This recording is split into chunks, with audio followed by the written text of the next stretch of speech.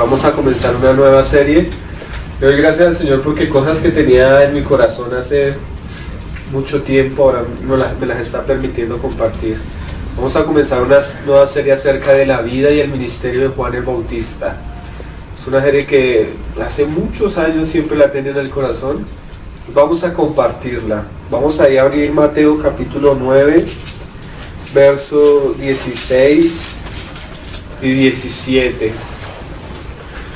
Cuando tú miras las escrituras, Dios siempre ha hecho un énfasis bastante precioso en dos asuntos principales en cuanto a aquellos hombres que han de participar de su obra. Uno es el vaso y otra cosa es el depósito que el Señor va a poner en el vaso, o como otros hermanos han llamado, el testimonio y el testigo. A Dios le interesa tanto como el testigo, o sea, el vaso, como el testimonio que el Señor pone en el vaso. Entonces por eso vamos a hablar acerca de la vida, que es el vaso, y del ministerio, que es el testimonio de Juan el Bautista. ¿Ven? Que por lo que vemos en las escrituras, hermano, Juan el Bautista ocupó un lugar bastante importante en la economía de Dios, en el propósito de Dios. Juan el Bautista fue como aquel hombre, como aquel puente que el Señor puso entre a una antigua dispensación y una nueva dispensación. Estuvo ahí, él fue como el que quedó en medio, aquel que venía con un depósito y cargaba sobre sus hombros el trabajo de muchos hombres, pero que venía a cumplir un propósito para que el Señor Jesucristo tuviera un camino preparado para la manifestación de su obra y del propósito de Dios. Mira lo curioso, hermanos. Juan el Bautista estuvo entre la mitad del Nuevo Testamento y el Antiguo, ¿sí? Nosotros de alguna manera, la iglesia en estos tiempos es llamada a estar también en un punto intermedio. La iglesia está viviendo el final de una dispensación, hermano, y se espera el comienzo de algo nuevo. Y así como en los tiempos de Juan el Bautista, él vivió antes de Cristo y tuvo el privilegio de ver a Cristo manifestarse. Seguramente la generación que nosotros estamos viviendo tiene el privilegio de todo el trabajo que ha venido haciendo Cristo, pero también va a tener el privilegio de ver la venida de Cristo. Y creo por las escrituras y por muchas cosas que dice la palabra, que así como Dios preparó a Juan el Bautista para ver la manifestación del Mesías prometido en su primera venida, así el Señor en nuestros tiempos va a levantar hombres y mujeres que han de ser aquellos profetas que han de preparar el camino para la segunda venida de Cristo. Cuando hablamos del vaso, lo podemos hablar individualmente o podemos hablar de un vaso corporativo, que es la iglesia. Amén. Para los últimos tiempos el Señor puede levantar hombres y mujeres con un ministerio muy parecido al de Juan el Bautista, que es un ministerio claramente que se anuncia para los últimos tiempos, para la manifestación del Mesías, o una iglesia que ha de cargar este testimonio. Entonces mira lo que el Señor dice acerca del vaso o el odre y del testimonio o el vino nuevo. Amén. Y apenas vamos a hacer una pequeña introducción y vamos a ver algunas profecías acerca de Juan el Bautista. De ahora en adelante vamos a ver la vida primeramente y después el ministerio de Juan. Mira lo que dice en el capítulo 9, verso 16. Dice: nadie puede o pone remiendo de paño nuevo en vestido viejo, porque tal remiendo tira del vestido y se hace peor la rotura. Ni echan vino nuevo en odres viejos. El vino es el depósito, el vino es el ministerio, el testimonio que le da una persona al Señor. Y el odre es la misma persona. De otra manera los odres se rompen y el vino se derrama y los odres se pierden, pero echan el vino nuevo en odres nuevos, y lo uno y lo otro se conservan juntamente. Aquí vemos de una manera resumida la obra de Dios con los hombres. Dios, para poder hacer una obra en una generación, en un tiempo, Él primero necesita levantar vasijas o odres que puedan contener el vino nuevo. Si Dios no trabaja profundamente en la vasija, esa vasija no va a poder participar en el ministerio.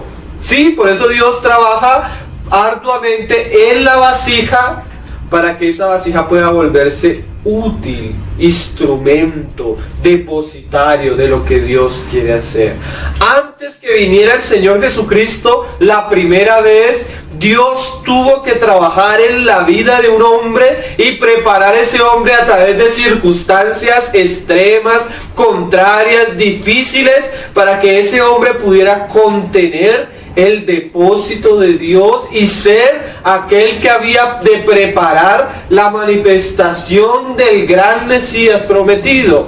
Así es nuestra generación. Si nosotros queremos aún que Cristo vuelva pronto y que Él manifieste su gloria en medio nuestro, debemos orar y disponer nuestro corazón para que el Señor levante vasijas, para que el Señor levante profetas y que esos profetas puedan recibir de parte de Dios el nuevo vino. ¿Sí? Entonces, esa es la obra de Dios. Dios no va a hacer algo si antes no prepara a aquellos hombres con los cuales Él va a trabajar. Hemos visto que muchas veces cuando nosotros mismos como hombres ponemos una responsabilidad en una persona y esa persona de alguna manera en su naturalidad quiere servir a Dios, pero Dios no lo ha preparado, no ha preparado la vasija, el mismo vino, el mismo trabajo, la misma responsabilidad rompe el vaso. En estos días, de una manera triste, un pastor en Estados Unidos se suicidó. ¿Por qué se suicidó? Le preguntaron al compañero de ministerio. Dijo, la responsabilidad del ministerio acabó con él. Lo acabó. Era una persona que vivía tomando fármacos, pastillas para la depresión, pastillas para no sé qué, pastillas para esto. ¿Por qué? Porque para que Dios pueda usar un hombre y que ese hombre pueda sostener la gloria de Dios mismo, Dios necesita trabajar con él primero. Nosotros deseamos que el Señor haga algo en esta generación, pero antes de que eso suceda, Dios tiene que trabajar con aquellos vasos que Él va a usar. Y de una manera bastante drástica, porque la responsabilidad que Dios ha de poner en nosotros, hermano, no es cosa pequeña, es obra de Dios. Necesitamos el poder, la gracia y el sustento de Dios mismo. Necesitamos ser como aquellos hombres que Dios describe en Apocalipsis, los ángeles de las 7 iglesias. ¿Saben dónde están las 7 iglesias? Los ángeles de las 7 iglesias, que son las 7 estrellas, en la mano del Señor. Porque si un hombre no ha sido moldeado y trabajado por la mano del alfarero, trabajado, horneado, bueno, todo lo que necesita hacer el alfarero para formar la vasija, en el momento que venga la responsabilidad, la vasija se va a romper. ¿Por qué ustedes creen que estamos insistiendo tanto en que la iglesia se prepare y se disponga para vivir estos tiempos? Porque la gloria que el Señor va a derramar es tan grande que si la iglesia no se ha preparado, la misma gloria del Señor va a destruir el vaso. El mismo peso de la gloria de Dios va a destruir lo que nosotros conocemos como cristianismo actual. ¿Y saben qué dice? Mira lo que decía el profeta Ageo, antes de seguir avanzando. Ageo capítulo 2. Ageo capítulo 2. Nosotros leemos Hechos, leemos las cartas como Efesios de Pablo, y vemos que la gloria que el Señor llegó a depositar en aquellos siervos, en aquellas vasijas, fue grande y preciosa. Pero mira lo que el Señor le habla a la última generación, al último templo, a la última casa de Dios, antes de la manifestación grande de Jehová. Mira lo que dice Ageo capítulo 2. Las mismas palabras del Señor para sus siervos. Dice Ageo 2. Mira lo que dice en el versículo 6. Porque así dice Jehová de los ejércitos: de aquí a poco yo haré temblar los cielos y la tierra, el mar y la tierra seca. Y haré temblar a todas las naciones. He aquí el Señor viene y antes de su venida, Él va a comenzar a remover todas las cosas establecidas. Apocalipsis habla que va a haber un terremoto tan grande, hermano, que todas las islas de la tierra van a desaparecer. Apocalipsis anuncia que el polo magnético de la tierra va a ser así, hermano. Todo lo que nosotros conocemos como grandes ciudades, hermano, el Señor lo va a derribar. Todo lo que es la expresión del orgullo del hombre con la tecnología, con la gran ciencia de nuestros tiempos, el Señor lo va a derribar, hermano. Pero mientras hace eso, antes de su venida, mira lo que dice el Señor. Y llenaré de gloria esta casa. Ahí está el vaso. ¿Y la gloria es qué? El vino nuevo. Ha dicho Jehová de los ejércitos. Porque el Señor les habla esto por Ageo, a los contemporáneos de Ageo. Ellos tenían el templo de Salomón, que era una maravilla antigua, hermano. Vino Babilonia y destruyó todo.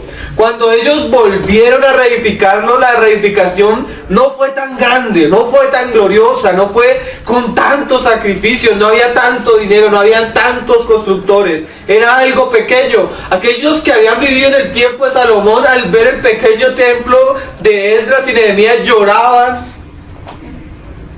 Los otros menospreciaban el día de las pequeñeces. Sí, porque nosotros queremos cosas grandes y fuertes. Pero el Señor le dice por los profetas a estos hombres: miren, aunque la casa sea pequeña, aunque la casa sea menospreciable a los ojos de los demás, aunque la casa no sea como aquella gloriosa de Salomón, mi gloria será mayor que la primera.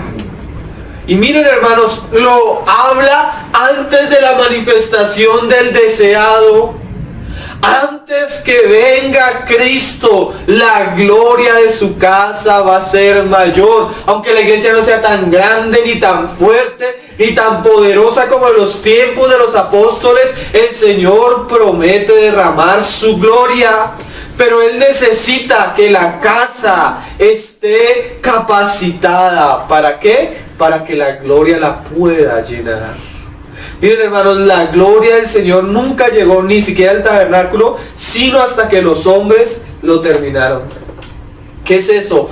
Antes de que el Señor derrame de su gloria y de su vino, Él necesita trabajar profundamente con sus vasos.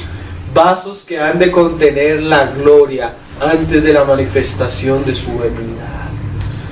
Eso yo no sé si lo incluye a usted o me incluye a mí. Pero aquellos que sienten este llamado van a sentir el llamado del Señor a ser preparados, a disponerse para salir al desierto y que Dios trabaje en la vida de ellos.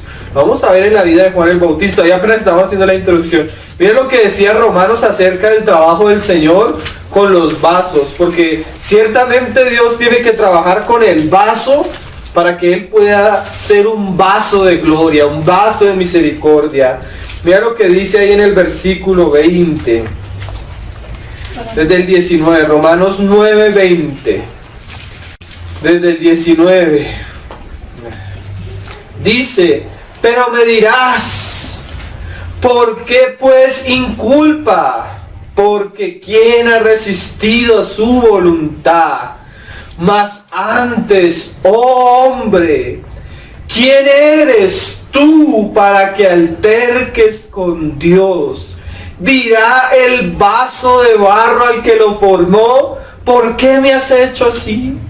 ¿Cuántas circunstancias el Señor está permitiendo con nosotros? ¿Cuántos desafíos que nosotros no entendemos? ¿Cuántas pruebas, luchas, contrariedades? Y nosotros podemos levantarnos y: Señor, ¿por qué? ¿Por qué? ¿Por qué? Sin entender que no es por qué, es para qué. ¿Qué tiene el Señor prometido para esta generación? ¿Qué tiene el Señor prometido para aquellos que han de estar antes de su venida? Por eso el Señor necesita trabajar con nosotros. Trabajar con el vaso. ¿Para qué? Para que el día que se necesite la vasija, el Señor pueda decir: aquí está esta vasija, voy a derramar de mi gloria sobre ella. Voy a derramar de mi espíritu, voy a derramar de mi gracia, mi poder, y todos sabrán que yo soy Jehová, Dios Todopoderoso, el fuerte de Israel, que no hay otro fuera de mí. Pero para que eso se vea, el Señor necesita trabajar con el vaso. Y vamos a ver a Juan y vamos a ver el trabajo de Dios en la vida de Juan. 30 años. Mira, el Señor duró oculto 30 años, sirvió 3 y medio. Juan el Bautista no alcanzó a los 32 años. 30 años Dios trabajando y trabajando para que en 2 años aproximadamente hiciera una obra. Y llega y dice el Señor más adelante: no hay un profeta más grande en todos, de todos, desde el Antiguo Testamento, que Juan el Bautista. El privilegio que tuvo Juan, hermano. Todos los profetas anunciaron de la venida del Mesías. Juan lo ungió. Juan lo bautizó, él tuvo el cumplimiento. Toda la iglesia ha estado esperando a Cristo. Seguramente nuestra generación lo va a ver con sus propios ojos. Qué cosa maravillosa, ¿no le parece, hermano? Porque la primera manifestación de nuestro Señor Jesús fue en la cruz. La segunda ya no va a ser en humillación ni en humildad. Viene con gran poder y con ira. ¿Y quién estará en pie ante el grande día de Jehová? Fuerte y terrible sobre toda la tierra. Y tal vez nosotros vamos a estar ahí, hermanos. Que el Señor nos prepare, que el Señor obre en nosotros. Y mira lo que dice: ¿o no tiene potestad el alfarero sobre el barro? Mira, hermanos, si Dios quisiera nos puede aplastar, si Dios quisiera nos puede hoy matar, si hoy quisiera nos puede resucitar. Es Dios.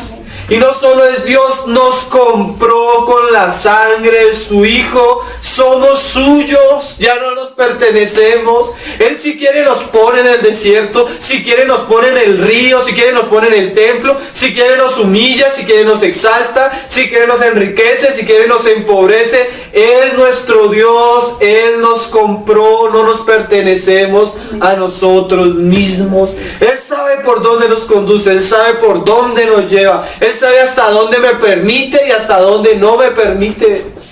¿Por qué? Porque Él es el alfarero. Nosotros apenas somos barro. Pero mire esto, barro en sus manos. Juan llegó a ser el gran profeta, pero no por sí mismo, hermano, sino fue una obra de Dios. Dios extendiendo sus manos, humillándose para trabajar con hombres que no son dignos de ninguna consideración. ¿Eso qué es? Amor, misericordia, gracia, para que la excelencia del poder no sea de nosotros, que estamos atribulados, que pasamos esto, que sufrimos, que tenemos problemas, dificultades, angustias, pero más no desamparados, mas no destruidos, ¿sí? Llevando en nuestro cuerpo las aflicciones, pero también de gloria en gloria. Dice: ¿o no tiene potestad el alfarero sobre el barro para hacer de la misma masa un vaso para honra y otro para deshonra? Miren, hermanos, tú eres igual que la persona del mundo, barro. Pero Dios en su gracia te llamó y tú respondiste por la fe. Y miren, hermanos, mira lo que dice: ¿y qué si Dios, queriendo mostrar su ira y hacer notorio su poder, soportó con mucha paciencia los vasos de la ira para de la ira preparado para destrucción y para ser notorias. Mira esta frase, hermano. Dios escoge vasos para hacer notorias las riquezas de su gloria. ¿A usted no le parece grande eso? Que Dios escoja un vaso igual que el otro, que igual que el de la ira, lo aparte en Cristo y ahora trabaje en Él para mostrar en ese vaso que las riquezas de su gloria. Uy, hermano, cuando tú eres consciente del llamado, del propósito, del destino que Dios tiene en Cristo Jesús para ti, hermano, tú espontáneamente, con amor puro, te vas a santificar. ¿Sí? Porque miren, en la casa de Dios hay vasos de honra y hay vasos de deshonra. En la misma casa, hermano, vasos de gloria, de oro y de plata, pero también hay vasos de madera. ¿De qué depende? De la santificación. ¿Qué es la santificación? Cuando tú te apartas y le dices: Señor, yo no quiero ser para esto, yo no quiero ser para esto, yo quiero vivir para ti, y de una manera práctica y constante, disciplinada, diariamente te apartas, te santificas, consagras tiempo al Señor, le permites que Él obre en tu vida. A veces va a ser difícil. Imagínate tú tener un niño y que ese niño, desde niño, el Señor lo conduzca al desierto, sin padres, sin madres, sin abuelos, sin recursos, y que él sea tratado y formado ahí en el desierto, como lo fue Juan el Bautista. ¿A quién le gusta el desierto? ¿A quién le gusta la soledad? ¿A quién le gustan las pruebas, el ambiente hostil, los peligros que hay en el desierto? Pero es el camino que Dios tiene para sus vasijas. ¿Y quién eres tú para luchar contra Dios? Si Dios ha escogido ese camino para ti, créeme, hermano, es porque el Señor tiene algo, algún uso para tu vida. Solo que necesita primero trabajar en la vasija para que Él pueda derramar la abundancia, las riquezas de su gracia. Y dice, de su gloria, las mostró para con los vasos de misericordia. Y mira esta frase, hermano, que Él preparó de antemano para gloria. Hay vasos que el Señor los ha preparado de antemano. Miren, hermanos, la vida de Juan el Bautista estaba anunciada desde los profetas. He aquí yo envío mi mensajero, el cual irá delante de mí. Dios desde la eternidad ya había apartado a Juan para ese ministerio. Dios no improvisa. Dios todo lo tiene en su soberana voluntad destinado. Nosotros somos aquellos que debemos alinearnos a lo que Él ha dicho. Sí, miren, las obras Dios las ha preparado de antemano. Fuimos salvos por gracia, no por obras, como leíamos, para que nadie se gloríe. Pero ahora somos nueva criatura en Cristo Jesús, creados para buenas obras, las cuales Dios, no tú, no tu inteligencia, no tus arreglos, no tu mano queriendo hacer las cosas, las cuales Dios preparó de antemano para que andemos en ellas. Cuando tú te dispones cada día a adorar, a buscar al Señor, el Señor te va a mostrar cuál es su voluntad perfecta para ese día, para tu vida, para tu familia, para tus circunstancias. Una cosa que el hombre cristiano debe temer, debe, ¿cómo lo podemos decir? Una cosa que en nosotros nos debe producir angustia, es no estar en la voluntad del Señor. ¿Cuántas cosas tú quieres? ¿Cuántas cosas tú habrás orado que el Señor no te ha respondido porque no son su voluntad? Si Dios nos hubiera respondido todas las cosas que nosotros hemos querido, no estaríamos aquí. Porque nuestra voluntad es necia, torpe. ¿Hace cuánto nos hubiéramos desviado? Pero bendito sea Dios que Él nos ataja, que Él nos corrige, que Él nos disciplina, que Él nos guarda, que Él no nos responde. ¿Por qué? Porque Él tiene algo para nosotros, hermano. Algo preparado. Mira lo que dice, de antemano, para gloria. ¿Saben que cuando tú miras la vida de los profetas, todos tuvieron un llamado, todos tuvieron un ministerio, pero no todos fueron fieles a la gloria a la que fueron llamados? Sansón fue un hombre con el mismo llamamiento de Juan el Bautista, y aún así fue fiel y profanó su ministerio. Fue infiel y profanó su ministerio. Fue desobediente. Él amaba las cosas de este mundo. Él amaba las mujeres de este mundo. Él amaba la locura de este mundo y estaba viviendo en medio de filisteos. Aquel hombre que había sido llamado a juzgar las naciones impías, enemigas del pueblo de Israel, se volvió amigo de ellas.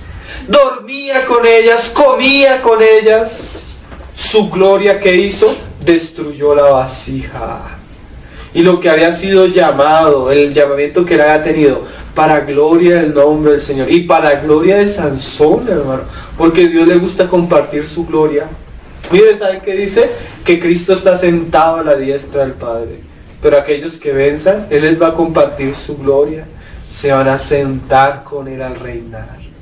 Pero Sansón profanó su ministerio, profanó el llamamiento que Dios tenía para él. Esto es algo que nos debe... Miren, cuando miremos la vida de Juan el Bautista, tú vas a ver que tenía muchas características en el llamamiento igual a Sansón, hermano. Como Sansón menospreció el llamado de Dios.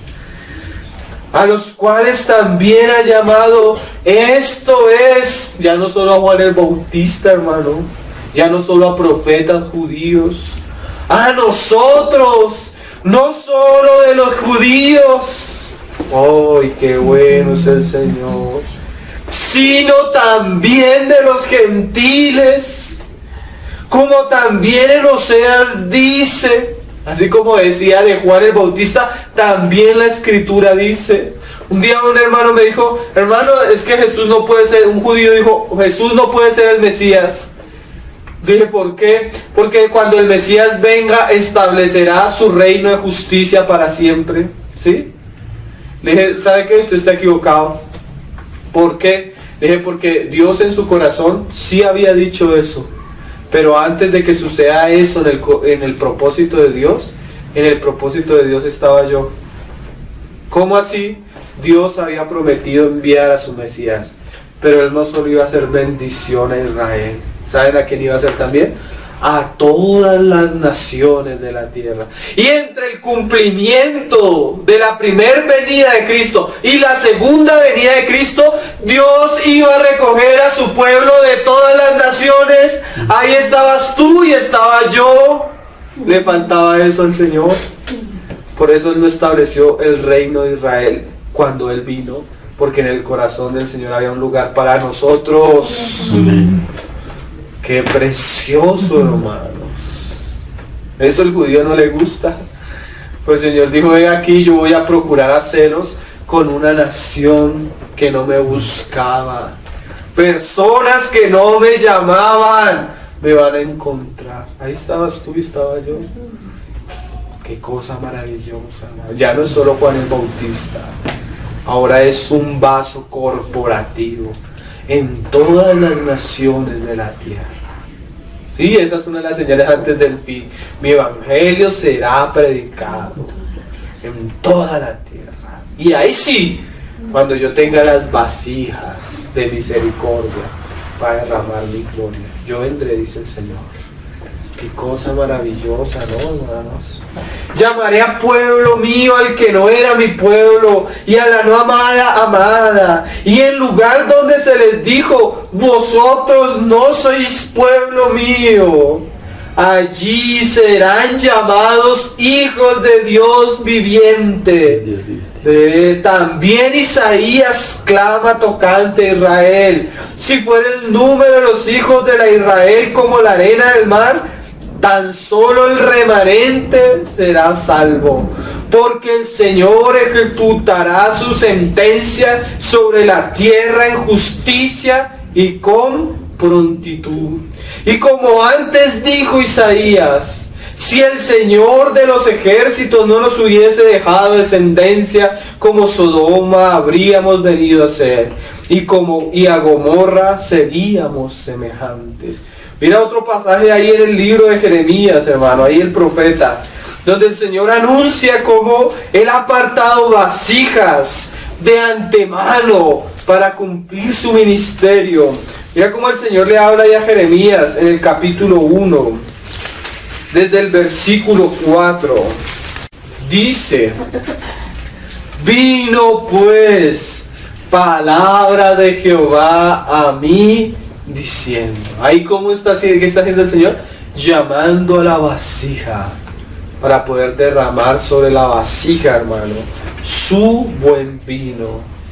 Antes que te formase, en el vientre te conocí. Mira que el Señor mira a Juan el Bautista y antes que él nazca, antes de que exista su mamá, su papá, el Señor dice, yo enviaré mi mensaje, el cual irá adelante. No había nacido. Y ya el Señor, cuando el Señor habla con Pablo, se convierte Pablo, le dice al discípulo que vaya a orar por Pablo.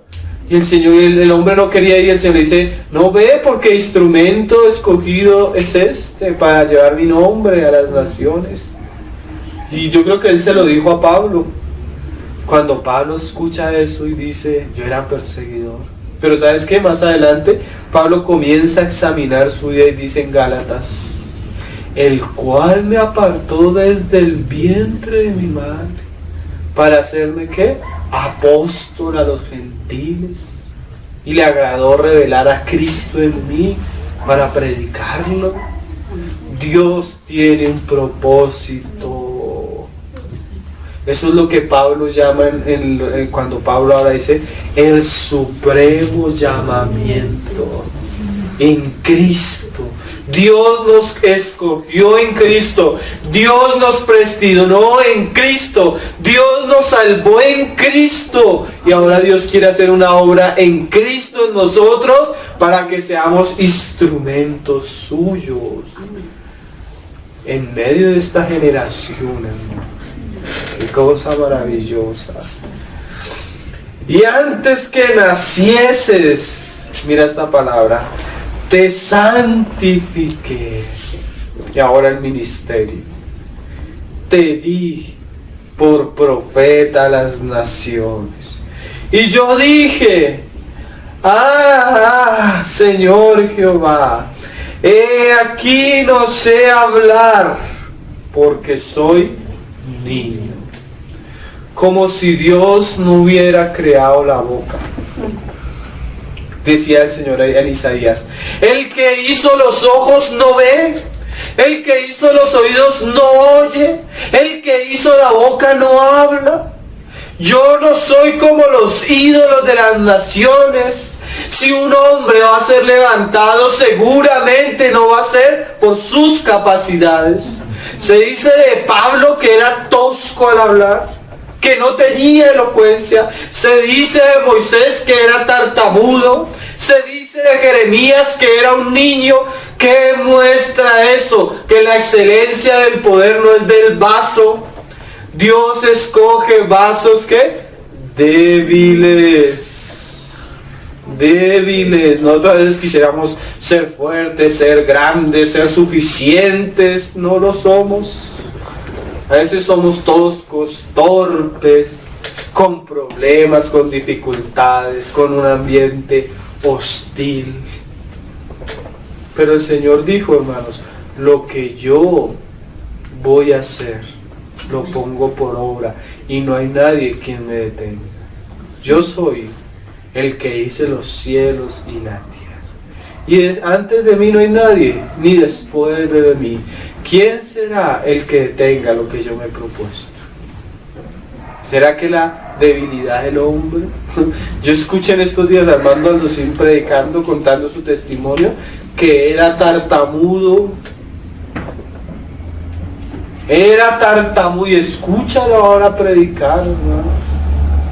¿Qué cosas? Dios usa al que quiere. Dios usa al que quiere.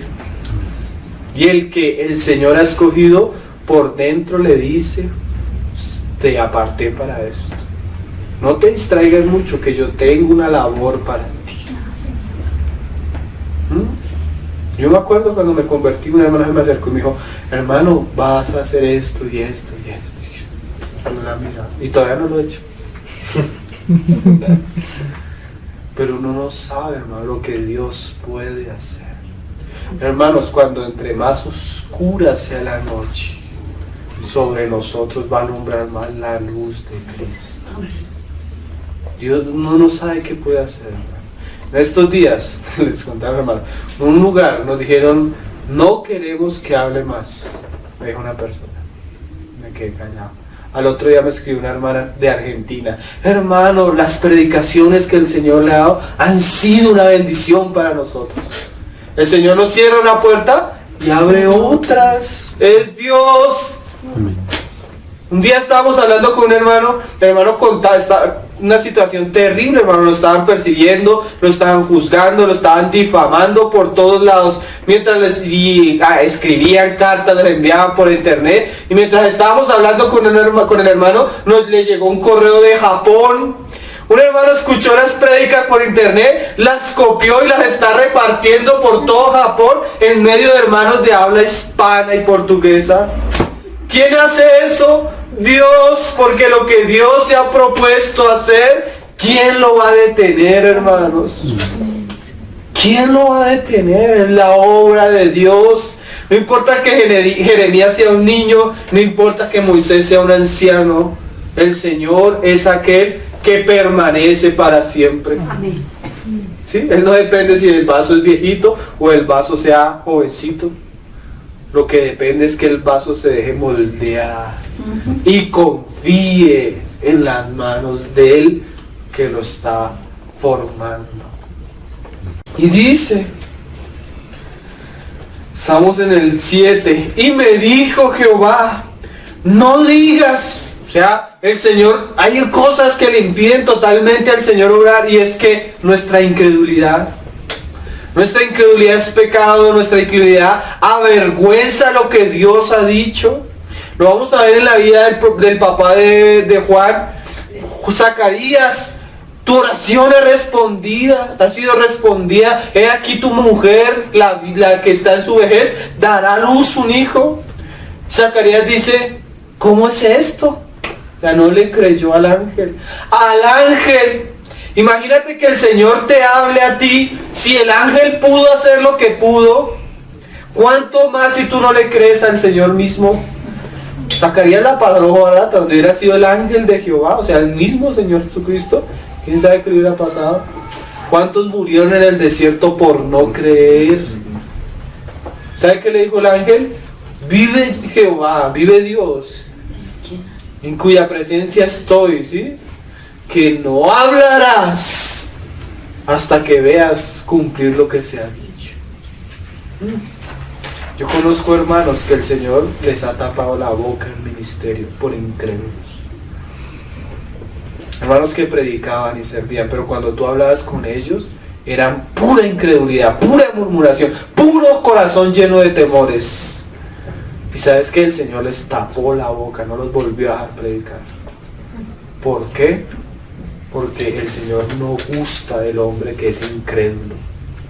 Eso sí anula totalmente el poder de Dios en una vida. Cuando los hombres no creen, cuando los hombres temen más a sus angustias que a lo que el Señor ha dicho que va a hacer. ¿Sí? Qué cosas, ¿no?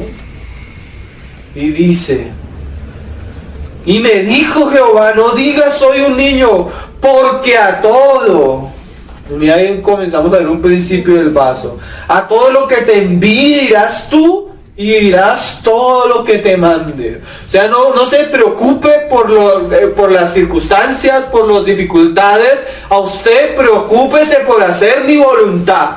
Y no solo hacer mi voluntad, sino hablar lo que yo le digo que hable. Miren que vamos a ver en Juan el Bautista un profeta, hermano. Pero un profeta de Dios, no un lisonjero. Un profeta que hablaba lo que tenía que hablar, no importando que eso lo llevara a la cárcel y lo llevara a morir de la manera que murió.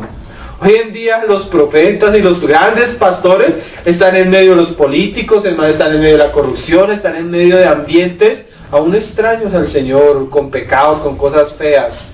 En estos días vimos a Marcos Witt en un video entregándole un premio Grammy a Daddy Yankee. ¿Usted sabe qué hubiera hecho un profeta como Juan el Bautista delante de Daddy Yankee, hermano? ¿Usted sabe qué hubiera hecho un Juan el Bautista, hermano? Si nomás veía pasar de lejos al rey, se le iba corriendo. La mujer que tienes no te es lícito tenerla. Si es lo contrario a los profetas, apóstoles, pastores de hoy en día, entre comillas, estos hombres decían, y era su deber, hermano, decir lo que Dios les había puesto. Así eso les costara que les quitaran la cabeza. Esos son los vasos que Dios necesita preparar para esta generación. Hombres y mujeres que no tienen temor de los hombres, sino su temor radica en obedecer, ir y hablar lo que Dios les ha dicho que deben hablar. No callar, no temas delante de ellos, no te preocupes, preocúpate por obedecerme, preocúpate por decir lo que yo voy a poner en tu boca. Una vasija obediente en la cual el Señor puede dar de su palabra. Y ustedes miren más adelante, hay una canción de la hermana, bueno, esa católica Glenda, ¿sí? Que habla de estos pasajes, que dice: oh Señor, ¿sí? Tu llamado ha sido para mí. Y aunque yo quería callarme, había un fuego en mí. Esas son palabras de Jeremías que me llevaba a hablar. Y aunque hablar era ¿qué? Humillación y sacrificio. Tú me has seducido, Señor. Debe llegar el punto que el Señor trabaje tanto con el vaso, que el vaso por amor al Señor no va a callar lo que el Señor le ha puesto. Ese fuego, esa llamarada interna, esa palabra que pesa en el corazón.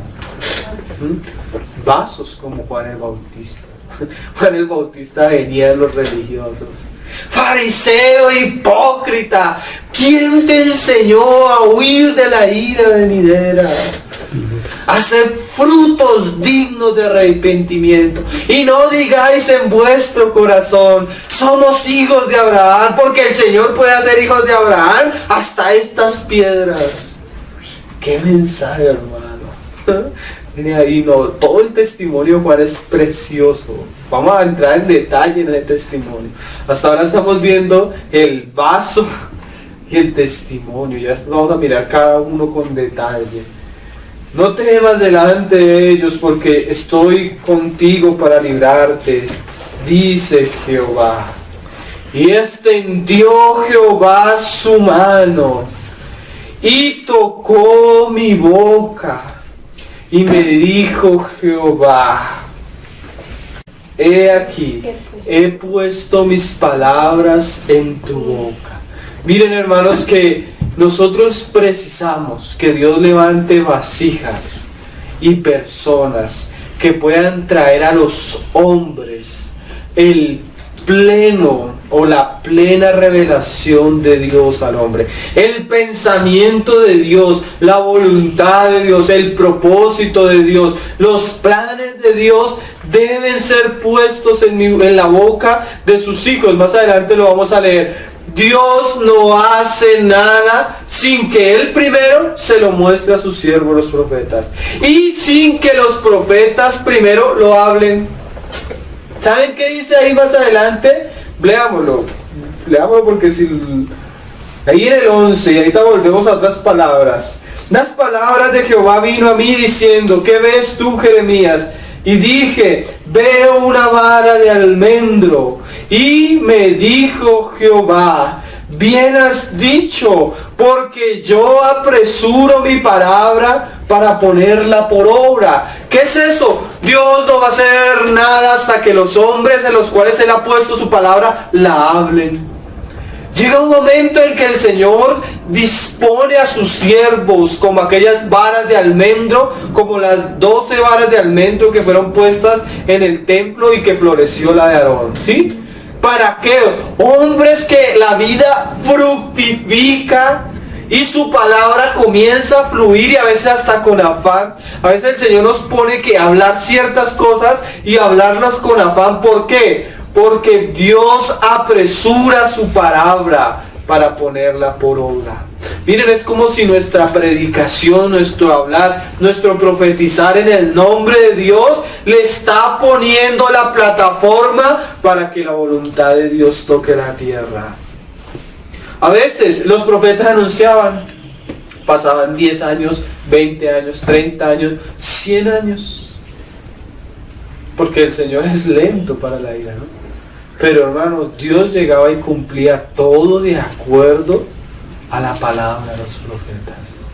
Entonces, Dios necesita vasijas que puedan ser útiles, que puedan hablar en nombre de Dios, que puedan ser usadas por Dios. Y lo que vamos a hacer es usar la vida de Juan el Bautista, hermano, para aprender ciertos principios espirituales que Dios usa con las vasijas en un cambio de dispensación, en un cambio de tiempos, en unos desafíos muy parecidos a los que vivió Juan.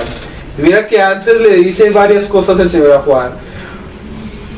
Mira que te he puesto en este día sobre naciones y sobre reinos, para arrancar y para destruir, para arruinar y para derribar, para edificar y para plantar.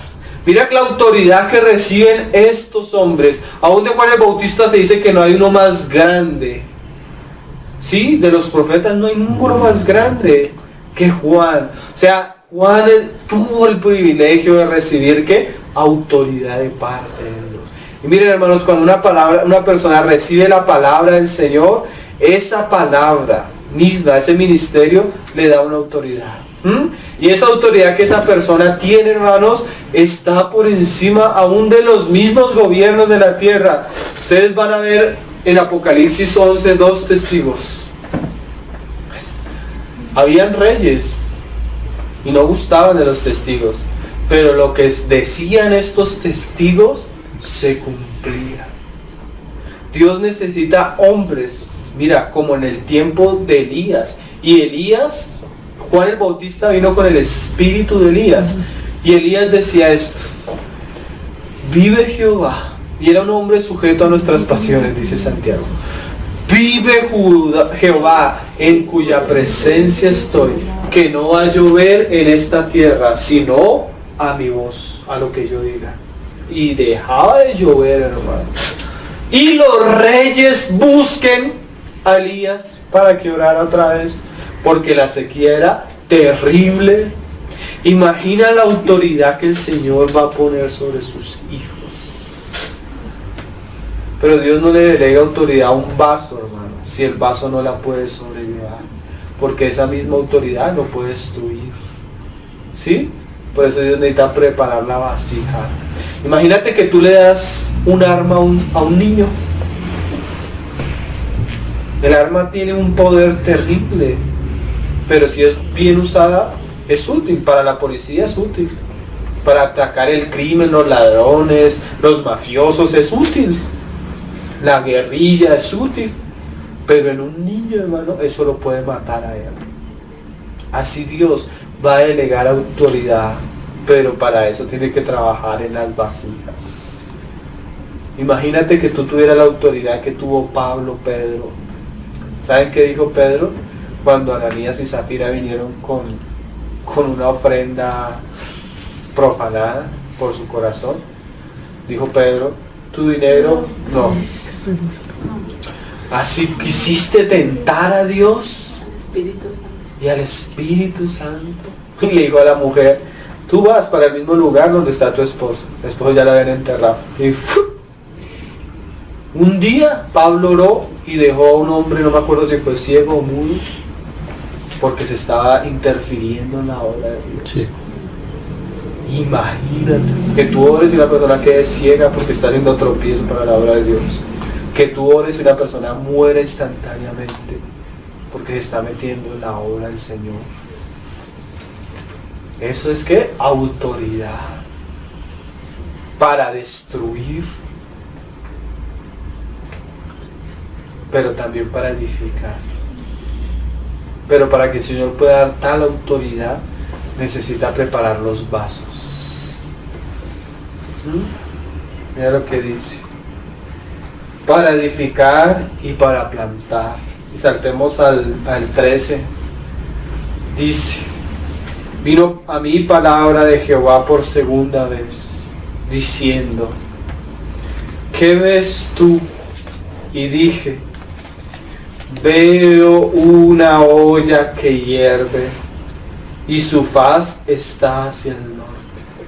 Uy, esas palabras a mí siempre me han penetrado, hermano. Yo también veo una olla ardiente y también la veo venir del norte. ¿Sí? Los que estudiaron Daniel y la segunda vez ya saben de qué estamos hablando.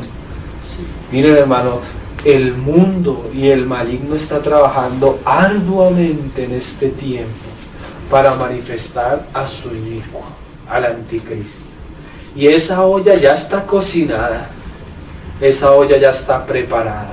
Solo está esperando el Señor el tiempo en que la olla, ¿saben qué? Se voltee y se derramen las cosas que se han de derramar sobre esta tierra. Y antes que eso suceda, hermanos, el Señor necesita vasos. Vasos como Jeremías, vasos como Juan el Bautista, vasos como Elías, como Moisés, que el Señor pueda usar en esta generación para ser testigos en medio de un mundo que vive en contra de Dios. Terminamos leyendo ahí esos pasajes. Me dijo Jehová, del norte se soltará el mal sobre todos los moradores de esta tierra. Porque he aquí que yo convoco a todas las familias de los reinos del norte, dice Jehová, y vendrán. Uy, hermano, hay cosas que uno no quiere que vengan y van a suceder. ¿Saben cuál es la parábola del trigo y la cizaña? ¿Qué recoge el Señor primero? La cizaña. ¿Saben qué es eso? Unidad mundial, nuevo orden mundial, la Unión Europea juntándose, afirmando el imperio del anticristo, la segunda bestia, la OTAN, Estados Unidos y Inglaterra uniéndose, todo preparado, familias de la élite trabajando para traer el mal sobre la tierra. Todo está preparado, ¿no? Hay cosas que el Señor les ha frenado un poco, pero las plataformas ya están listas para hacerse. No es de sorprender que el Señor lo anuncie por la palabra. Cuando veía a Babilonia, el Señor le decía, Babilonia va a venir, arrepiéntanse. Y el pueblo de Israel seguía viviendo como si el mal no estuviera surgiendo. Así los cristianos hoy en día, hermano, viven como si el mal no estuviera permeando la tierra. Y vendrán y pondrás cada uno su campamento a la entrada de las puertas de Jerusalén, y junto a todos sus muros alrededor, y contra todas las ciudades de Judá. Y a causa de toda su maldad proferiré mis juicios contra los que dejaron e incensaron a dioses extraños, y la obra de sus manos adoraron. El mal viene por el mismo pecado del hombre. No quieren recibir a Cristo, ahí el Señor les va a dar a beber del anticristo. Israel no quiere recibir al Mesías, he aquí él se va a levantar con ira contra ellos, hasta que se arrepientan y sean salvos. Y dice, tú pues, ciñe tus lomos, levántate y háblales todo cuanto te mande. No temas delante de ellos, para que no te haga yo quebrantar delante de ellos. Qué frase seria, ¿no? Si usted no hace lo que yo voy a mandar a hablarle, yo mismo lo derribo a usted, para que ellos vean en usted mi obra y teman. Qué cosas, ¿no? Y dice, porque he aquí que yo te he puesto en este día como ciudad fortificada, como columna de hierro. Una ciudad fortificada es una ciudad que tiene un muro alrededor, hermano, que es una ciudad que ha sido apartada, que ha sido, ¿qué? Trabajada. Miren, hermanos, las puertas de una ciudad fortificada son duras, son fuertes, son estables. Una columna de hierro, hermano, hay un terremoto y se cae todo, menos la columna. Así necesita Dios hombres en esta generación, hombres firmes, hombres fuertes, hombres estables. Pero hoy en día nos encontramos una cantidad de cristianos que parecen señoritas, no son firmes, no son sólidos, no son fuertes. No, eso les pasa algo y lloran, se quejan, murmuran, no están cómodos con esto, no están cómodos con esto, no están cómodos con esto. ¿Qué hacemos? Hagámosles una caja de Barbies. El Señor necesita levantar hombres, profetas. El Señor necesita trabajar profundamente con nosotros. A veces uno escucha a las personas y uno se cansa de la niñería de los hermanos. Personas que hace 10 años son niños, hace 5 años siguen siendo niños y siguen murmurando. No maduraron.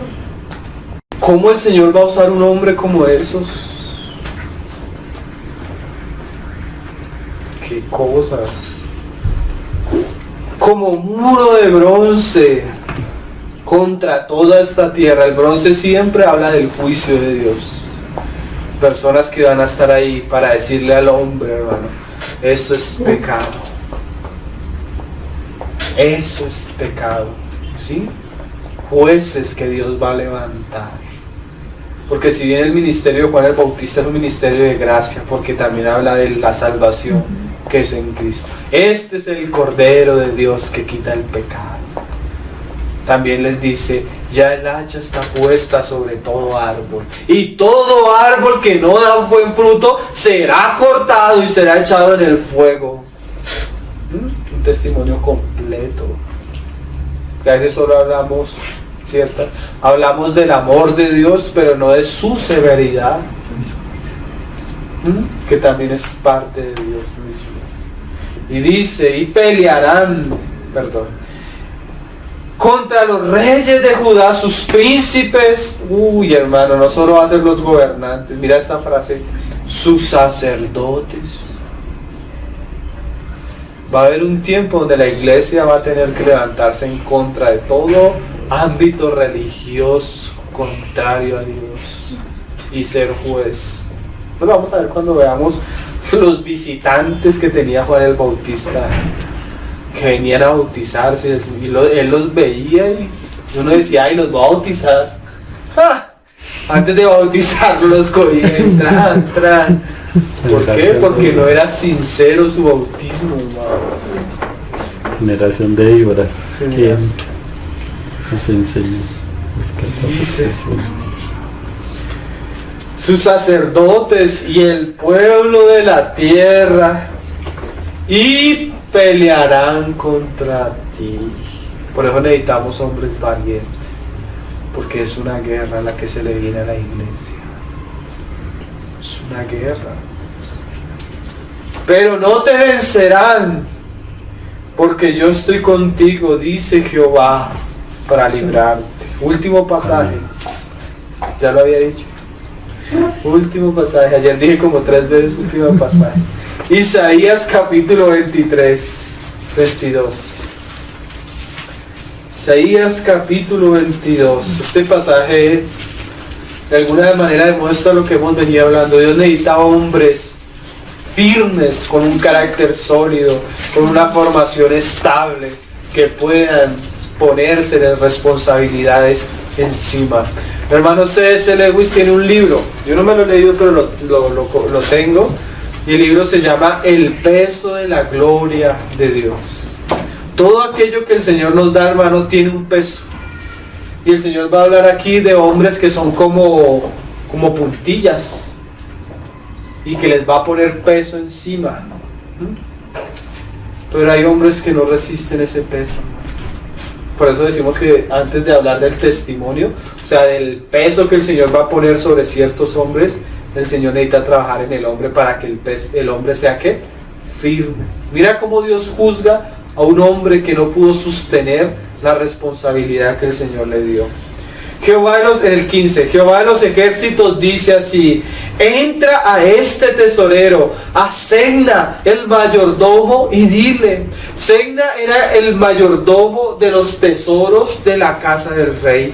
Eso en el Nuevo Testamento es lo que el Señor le decía a Filadelfia: he aquí yo soy el que tiene las llaves de David, que abre y nadie puede cerrar, que cierra y nadie puede abrir. O sea que para el ministerio los hombres necesitamos que Dios deposite en nosotros sus riquezas, su palabra, su tesoro. Pero para que el hombre reciba la responsabilidad, el hombre debe ser fiel.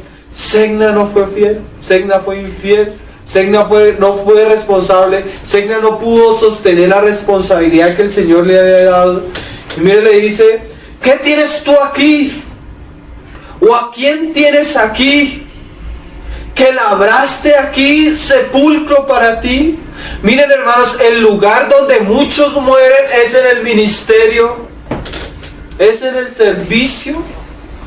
Y dice: como el que en lugar alto labra su sepultura, o el que esculpe para sí morada en la peña. O sea, la misma responsabilidad que el Señor le dio a Segna fue su muerte, fue el lugar de su sepulcro. ¿Qué cosas, no? He aquí que Jehová te transportará en duro cautiverio, y desierto te cubrirá el rostro. Te echará a rodar con ímpetu, como a bola por tierra extensa. Allá morirás, y allá estarán los carros de tu gloria.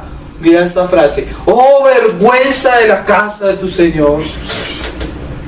Imagínate que el Señor le hable a un siervo así: este que yo había puesto es una vergüenza para mi nombre.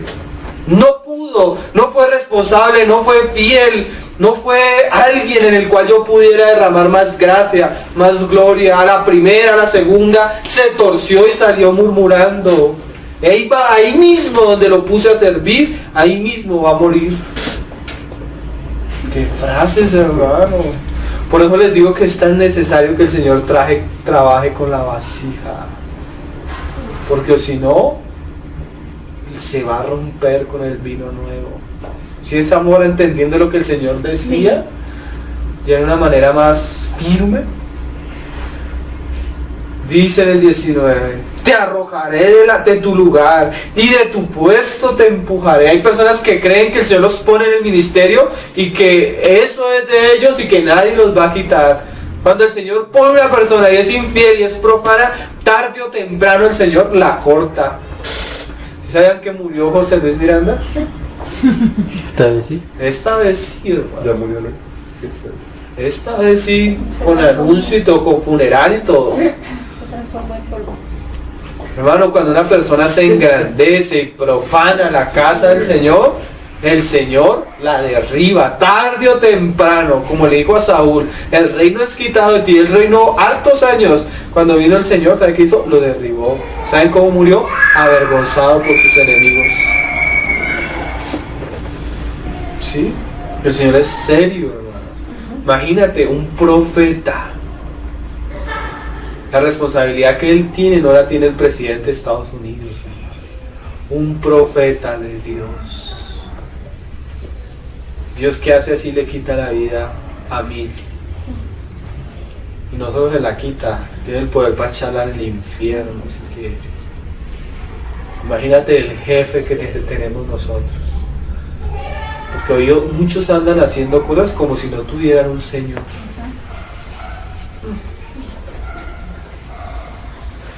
Mira lo que dice. Y dice el Señor, mira, te arrojaré y de tu puesto te empujaré. Imagínate una persona ahí al lado y llega el Señor y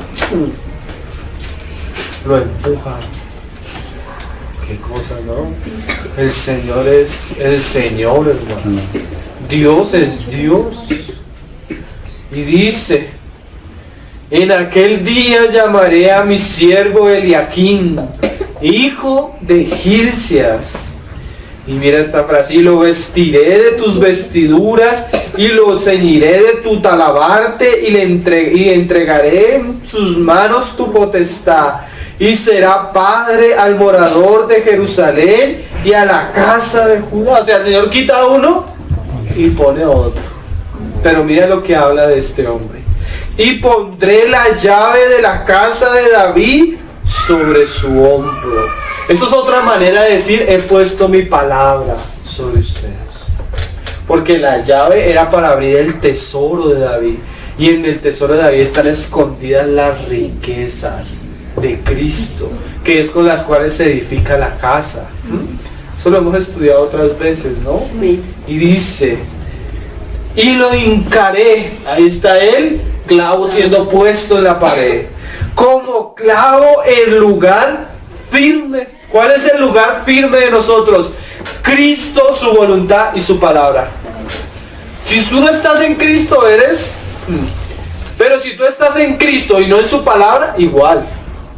Pero si tú estás en Cristo, en su palabra, y no haces su voluntad o lo que Él te ha revelado por su palabra, igual estás en un lugar que de arena. Y dice, y será por asiento de honra a la casa de su padre. Ahí está el vaso y la honra que el Señor le pone de él, vino nuevo. Colgaré de él toda la honra de la casa de su padre. Los hijos y los nietos, todos los vasos menores, desde las tazas hasta toda clase de jarros. ¿Qué es eso, hermano? Los utensilios de la casa.